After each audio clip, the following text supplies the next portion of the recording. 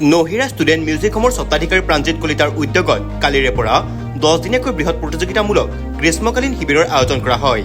কালিৰ দৰে আজি দুপৰীয়াৰ ভাগৰ পৰা কণী খেল, হাই জাম্প, লং জাম্প, চামুচত মাৰ্বল লৈ দৌৰা, শংখ ফুকুৱা লগতে বিভিন্ন খেল ধেমালি আয়োজন কৰে।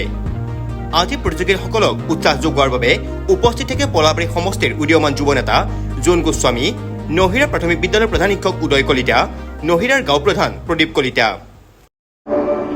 Nahira student home music academy নামে আমাৰ নহিৰাত এখন সংগীত বিদ্যালয় আছে আৰু সেই বিদ্যালয়খন ময়ে পৰিচালনা কৰি আছোঁ।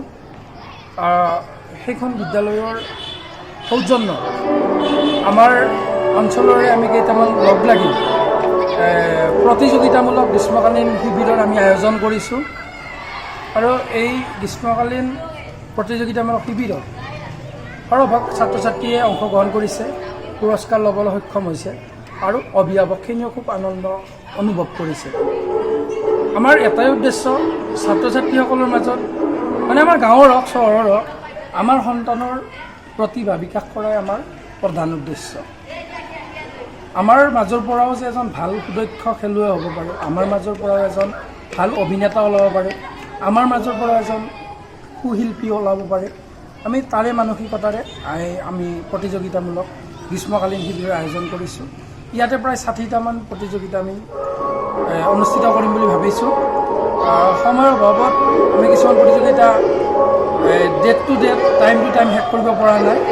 আজি যদি ৰৈ গৈছে অহাকালি দিম, অহাকালি ৰ'লে পৰহি দিম, এনেকৈ আমি প্ৰায় 60টামান প্ৰতিযোগিতা দিম।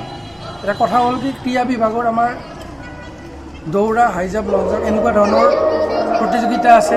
সাংস্কৃতিক বিভাগৰ গানৰ পৰা অভিনয়লৈ, অভিনয়ৰ পৰা ভেকশ্যন, নৃত্য এইবিলাক আছে আৰু সাহিত্যচৰা বিভাগৰ আমাৰ কবিতা আবৃত্তিৰ পৰা কবিতা লিখালৈ, ৰচনা লিখাৰ পৰা স্মৃতিশক্তিলৈ সাহিত্যচৰা বিভাগৰ যি যি প্ৰতিযোগিতা আছে গোটেইবিলাক ইয়াতে অনুষ্ঠিত কৰে।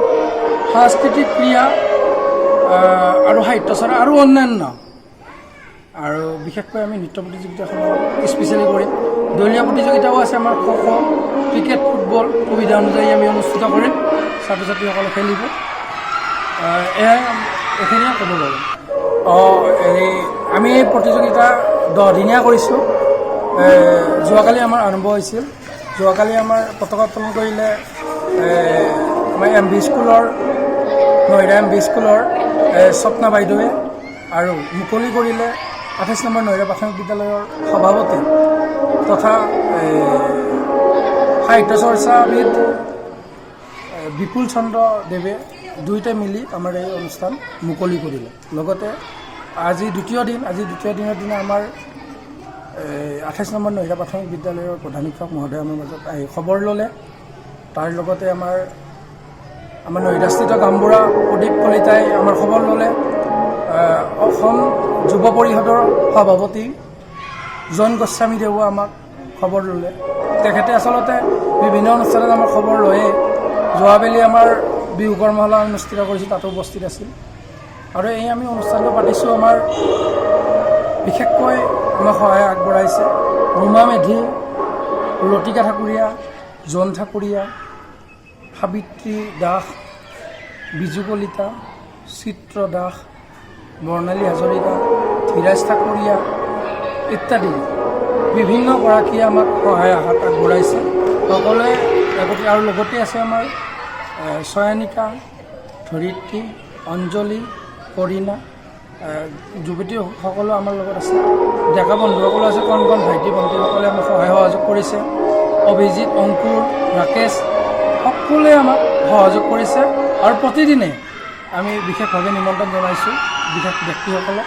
আৰু আমি আশা কৰোঁ সকলোৱে আহি এবাৰ খবৰ ল'লে আমি নথৈ আনন্দিত হ'ম আৰু ছাত্ৰ ছাত্ৰীসকলেও উৎসাহ অনুভৱ কৰিব। Stay informed, stay ahead. News NE 365.